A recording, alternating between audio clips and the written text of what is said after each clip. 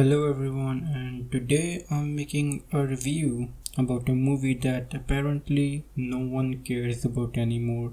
But you know what? I like doing what I want to do, and here I am doing exactly what I want to do. And it's probably not even going to get a lot of views.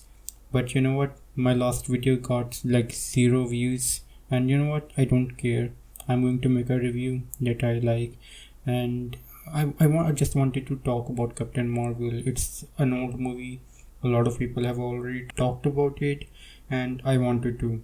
I'm like 4 years late. Damn, this movie came out in 2018, and it has been that late. 4 years, people. This movie is 4 years old. Time just flies by, and I wanted to watch this movie again because the first time I watched this movie, I absolutely hated it, and I wanted to make this movie review again about this movie because I wanted to make a review and I wanted to hate it. But you know what, I think I like this movie surprisingly, and my opinions have changed slightly, but most of the things that I had initial impressions of when I first watched this movie, those things still remain intact. But watching this movie again, there are definitely some parts that I missed and overlooked that are there, and I like them. So before the movie even came out back in 2018, I was a big fan of Captain Marvel. I was really looking forward to this movie. I don't know the character of Captain Marvel. I never read the comic books. I didn't watch any movie with Captain Marvel in it because I think there are not many animated movies out there with Captain Marvel. So I was really looking forward to this movie. Man, I was making fan arts of Captain Marvel before the movie even came out. I made so many fan arts, and I would say I really had high expectations because I really wanted to get to know the character of Captain Marvel well. But after I watched the movie, I think it's safe to say that this movie really failed to deliver. And before we start on all the negative talk, I do want to take a very brief moment to mention some positives that I want to talk about this movie. And yes, this moment will be very, very brief because the positives are apparently really less, and I tried to write more positives, but this is all I can muster up right now. I think the story was decent. It wasn't really bad, but it was also something different from what Marvel had done up to this point, and you will know when you watch the movie. It is definitely a different cup of tea, and the story feels fresh, and it's set in outer space. I know Guardians of the Galaxy is set in outer space, but this movie also had its vibe, and I liked the story. I liked the uncertainty of the Kree, whether and the struggle that Captain Marvel faces with her memories, who she is, and trying to find out her past. And another thing that a lot of people critiqued about the actress or the character, that she doesn't really seem to emote a lot, or she doesn't really show her emotions. I watched this movie again, and I have to say that is a big fat lie, and I don't know why, but the first time I watched this movie I thought the exact same thing. But watching this movie again, yeah, she does show her emotions a lot every single time. She's laughing, she's feeling sad, she shows all of her emotions properly. So her acting is not the best because sometimes she delivers her line with a little nonchalantly, when I think her line delivery should be more serious. And the other positive would be that I think the CGI in this movie looks really decent. It's not the best in the Marvel that you will ever see, but it's nice. And I think the Skrull masks, or I don't know if it's the prosthetic makeup, or sometimes I think they're using masks, but they sometimes tend to look really, really bad. Like even the main character, the main Skrull, I don't know the name, but I was looking at him, I was looking at his face, and sometimes he was trying to deliver a really emotional line, but he was just not able to deliver that emotion with his prosthetic makeup that he has on his face. So I think that could have been done done better, but overall I think the CGI was good. And I think that concludes all of the positives for this movie, and we can safely move on to the negatives, which I have a long list for. Hopefully I won't take too much time. I want to keep this video very brief. So the one problem that I had with this movie was that when I was like anticipating to watch this movie, it was because I never knew the character of Captain Marvel and I wanted to get to know her better. And this is a very basic things to expect from a movie, is to introduce the character to us. And while it I think introduced the character of Captain Marvel well enough to us, but I think it really failed to deliver who Carol Danvers is when she was a human. They never really go over her past, and I think it might be a little boring, but we never really get to see her as a human being, her vulnerabilities and her emotions that well. The only time when we see her as Carol Danvers is when she's in those stupid flashback sequences, when the only purpose of those flashback sequences was to show us how men are bad and she's falling down and men are always telling her to not get up and that this is not her field, which I found quite underwhelming. Like, the only part that they show of her human side was her flashbacks, and the only purpose that those flashbacks served was men bad. Basically that was the only purpose, men bad. And the other obvious thing about this character is that she's absolutely, and I mean just absolutely ridiculously overpowered. And you know what, there's nothing wrong to be an overpowered character. Superman is an overpowered character, and man, when I was waiting for this movie, I was really happy that we would have a Superman version in the Marvel Cinematic Universe, because I was a Marvel fanboy and I was like, hell yeah, we're going to get our own superpowered superhero. I didn't care about the gender, whether it's a female or a male. I was like, hell yeah, we're going to get a really OP superhero in our new roster of superheroes. But I'm not pointing it out as if it's a bad thing that she's overpowered. It comes like a storytelling thing that she's overpowered, but her opponents throughout the movie, all the obstacles that she had to face are not overpowered enough. Like, she can just breeze through them. And by that I mean is that the villains of this movie needed to be stronger than her. And look at, I think one of my favorite Marvel movie would be Iron Man 1, and in that movie Obadiah Stane is like a really strong character because he stole Tony Stark's arc reactor, and from the beginning Tony Stark as Iron Man has been dealt a really bad hand, and he has to overcome that, and he has to face that really big adversity. He can't deal with that, and yet he has to get up and he has to do it anyway. Man, he almost died in that movie if Pepper Potts was not there to help him. That's how bad things were. Those are called stakes.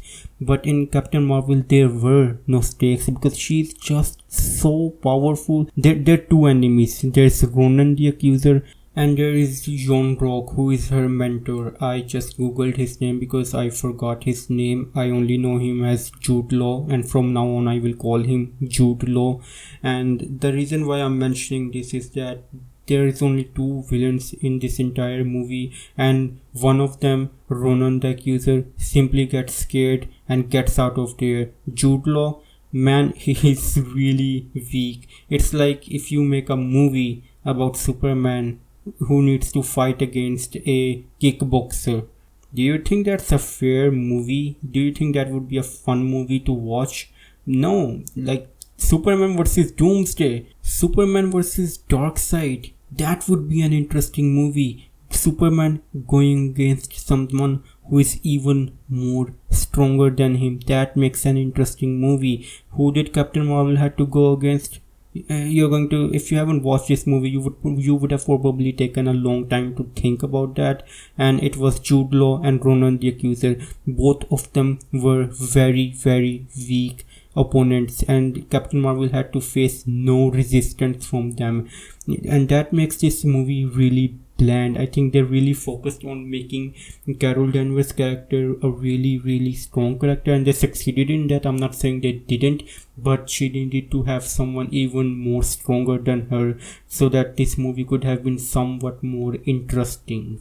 She had been really strong throughout the movie, even though her powers being restrained. And when the moment came that Jude Law came and he restrained her, and she had to face the supreme intelligence, she simply took out her device from her neck, which was so obvious that she didn't figure it out before. Throughout the entire movie, she didn't figure out that the thing on her neck was suppressing her power, but that's besides the point. Is that when she reached her limit and she couldn't fight against Jude Law and she had been restrained, she just took out a random small device on her neck and she became more powerful, even more powerful. So her entire struggle in this movie was, oh, I'm a really strong character. Oh wait, what's that on my neck? Take it out. Oh wow, I'm even stronger now. That's her entire struggle throughout the movie, is that she realizes she's powerful, but now she's even more powerful.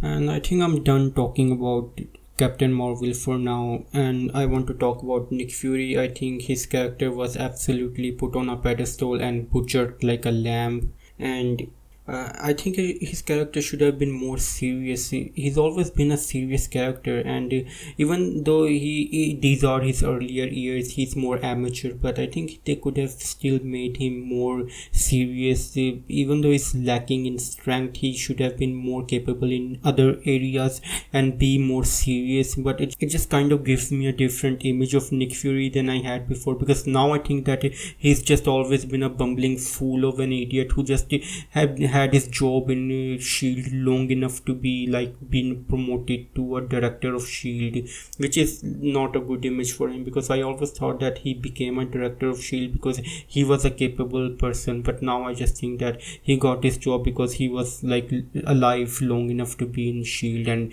just became a director.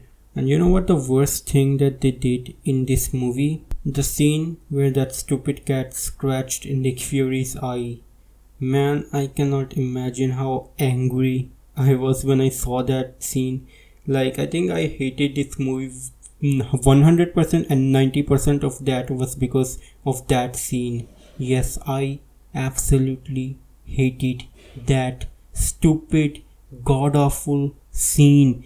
That was the 19% of the reason that why I hated this movie. They just made a stupid fucking joke of that scene, and man, I just can't even imagine why did they do that. Who did they think was going to find this funny?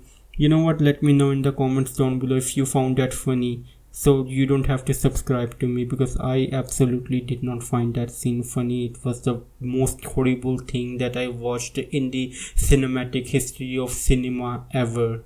And with that, I think it just sort of concludes my review of Captain Marvel. And to answer the question if this is still a good movie, and I have to say yes and no.